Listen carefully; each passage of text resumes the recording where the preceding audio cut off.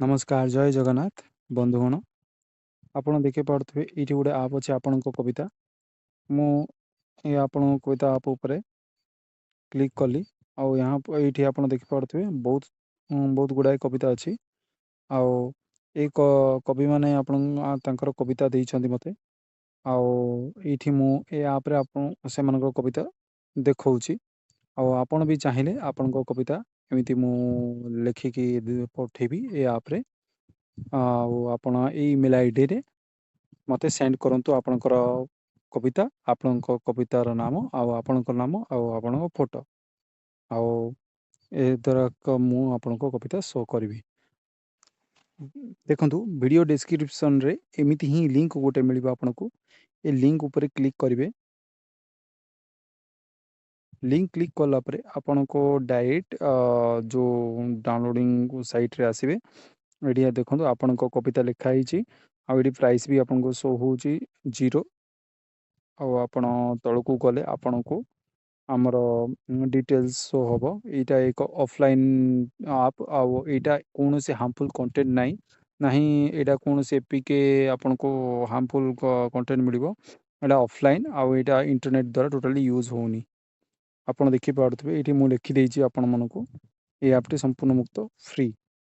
आज्ञा आउ गोटे जिनस मुझे कहूँ आपन जहाँ भी ये आप बनवाई मत बहुत समय लगी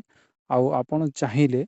आपन जहाँ भी आपण इच्छा आपड़ दे पारे ये देखु आपन जहाँ भी चाहिए दे पारे ये जीरो लिखिदेवे जदि ये जीरो प्राइस हम आपन जहाँ इच्छा आपड़ दे पारे ना आपड़ जीरो रे भी क्लिक करके परचेज करेंगे मुझे ऑलरेडी परचेज करदे से गोटे थर परचेज एगेन शो कर शो करने एमती कर तो यहाँ परचेज एगेन्स हो आपको परचेज शो हम आप परचेज उपर क्लिक कलापर आपण को चेकआउट पेज को नहीं नब सी आई देखिए आपण प्राइस जीरो अच्छी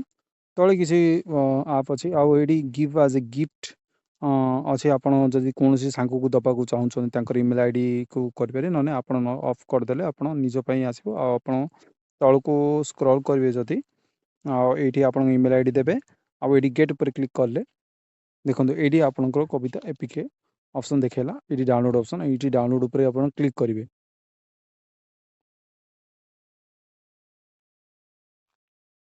बस यहाँ मुझे ऑलरेडी गोटे थर डाउनलोड कर डाउनलोड एगेन ऑप्शन देखो आप डाउनलोड डायरेक्ट हो डाउनलोड एगेन आप डाउनलोड हो गला आपन को देखो ये आसूँ आपको रिस्क अलर्ट जेहेतु कि यहीटा गोटे प्ले स्टोर आप नुह तो प्ले स्टोर ना जो प्ले स्टोर ये रिस्क अलर्ट देखो ना यहाँ कौन रिस्क अलर्ट नहीं कौन हार्मफुल नहीं यहाँ ऑफलाइन आप आउ बिना इंटरनेट रे ये होना इंस्टॉल करदे इंस्टॉल करदे ओपन हम आपण ता भीतर जाई आपणकर कविता देखिपारे भिडियोटी पूरा देखी जो बहुत बहुत धन्यवाद आउ जदि आपणकर आप कविता लिखा चाहते ताल आप मत इमेल करूँ।